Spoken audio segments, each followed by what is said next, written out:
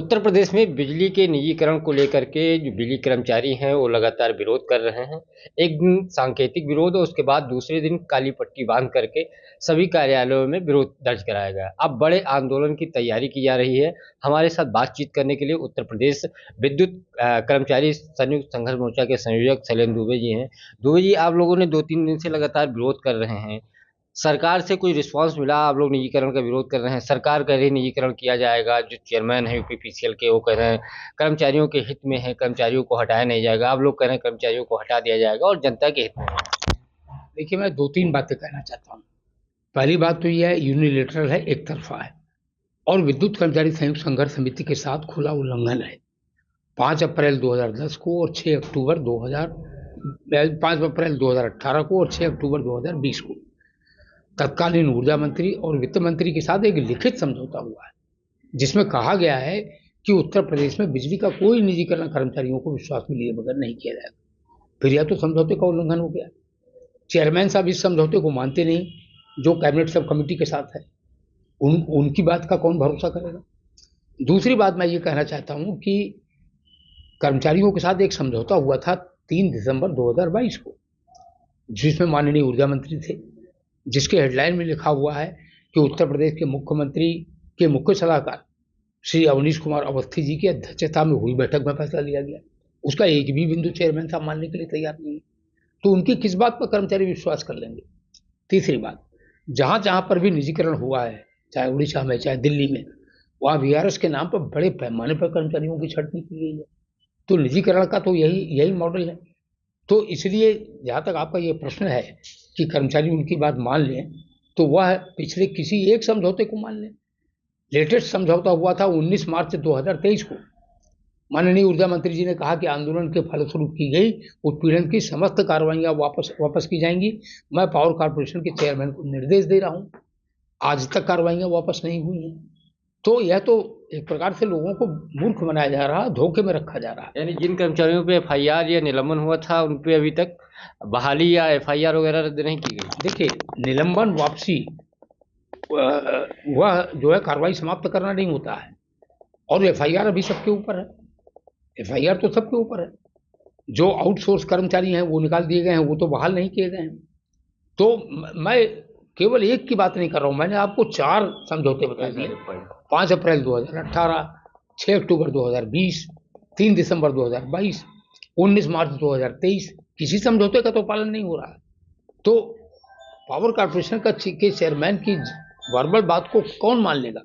और निजीकरण के विषय में विद्युत कर्मचारी संयुक्त संघर्ष समिति के साथ समझौते हैं, और विद्युत कर्मचारी संयुक्त संघर्ष समिति के साथ मौजूदा प्रबंधन ने एक भी मीटिंग नहीं किया है।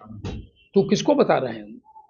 ये सिलेक्टिव बातें कर रहे हैं, और जो लोगों का दमन होगा धमकी दे रहे हैं। उनके सर्कुलर्स में लिखा है कि जो मीटिंग में जाएगा उसको बर्खास्त कर दिया जाएगा। हाँ, यही बात चल रही कि जो मीटिंग में जाएंगे या जो प्रोटेस्ट करेंगे उनके ऊपर कार्रवाई की जाएगी। वो ऐसे नेताओं को, जो कर्मचारियों की यूनियन के नेता, उनको चिन्हित किया जा रहा है। जिलाधिकारी और एसपी को बोला गया, ये यूपी पावर कॉर्पोरेशन के चेयरमैन के तहत। तो एक तरीके से आप लोगों को धमकाया जा रहा है। देखिए, हमको धमकाया जा रहा वो बात बहुत छोटी है, लेकिन उत्तर प्रदेश के ऊर्जा क्षेत्र में पावर कॉर्पोरेशन के इन बयानों से औद्योगिक अशांति का वातावरण उत्पन्न हो गया है। ये बड़ी बात है, क्योंकि उत्तर प्रदेश का ऊर्जा क्षेत्र देश का सबसे बड़ा ऊर्जा क्षेत्र है।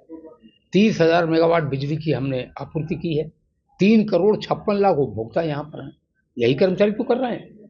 तो अगर पावर कॉर्पोरेशन के मुखिया के ऐसे बयान हैं, ऐसे सर्कुलर हैं जिनसे औद्योगिक अशांति का वातावरण उत्पन्न हो रहा है, तो यह तो उत्तर प्रदेश के लिए कोई अच्छी बात नहीं है।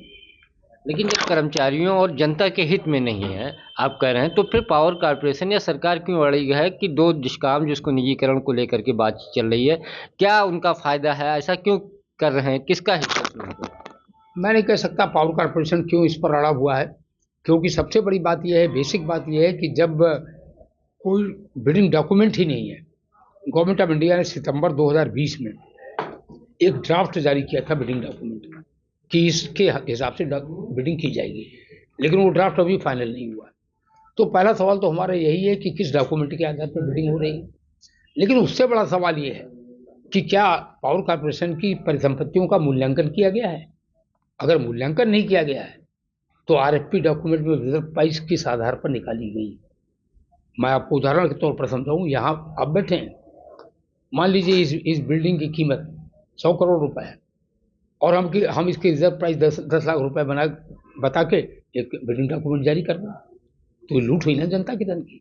तो पहले तो पावर कॉर्पोरेशन ये बताए कि पावर कॉर्पोरेशन की परिसंपत्तियों का मूल्यांकन कब किया गया है, कहाँ किया गया है और क्या है, उसे ये जनता की संपत्तियां हैं, जनता के सामने उसे सार्वजनिक किया जाए, जो नहीं किया जा रहा है। आगे की क्या तैयारी है? आप लोग लगातार विरोध कर रहे हैं, उसको लेकर के कि इस निजीकरण का विरोध हो, रुके सरकार, बड़े आंदोलन की क्या रूपरेखा, कब से प्रोटेस्ट वगैरह आप लोग करेंगे या उस तरीके के धरना होंगे? देखिए, जितने भी लोकतांत्रिक कदम हैं, जो हमारे ट्रेड यूनियन राइट्स हैं, उन सभी अधिकारों का लोकतांत्रिक ढंग से हम उपयोग करेंगे। और national coordination committee of electricity employees and engineers की आज लखनऊ में बैठक हो रही है। आज उस बैठक के बाद उसके निर्णय भी, जो राष्ट्रव्यापी आंदोलन के निर्णय होंगे, आपके सामने आएंगे। दूसरे प्रदेश के भी कमेटियों जो बिजली कर्मचारी यूनियन है या ट्रेड यूनियन है, उनका भी सपोर्ट मिल रहा है? पूरे देश के 27 लाख बिजली कर्मचारियों का हमें समर्थन है, और पूरे देश के बिजली कर्मचारियों की राष्ट्रीय समन्वय समिति आज यहाँ है। मैंने आपको बताया, अभी उसकी मीटिंग समाप्त हो जाएगी, वो जानकारी आपको पूरी मिलेगी। तो ये थे हमारे साथ शैलेंद्र दुबे जी। इनका कहना है कि आज समन्वय एक बैठक है कोऑर्डिनेशन की, राष्ट्रीय कोऑर्डिनेशन की, उसके बाद निर्णय लिया जाएगा आगे क्या तैयारी है।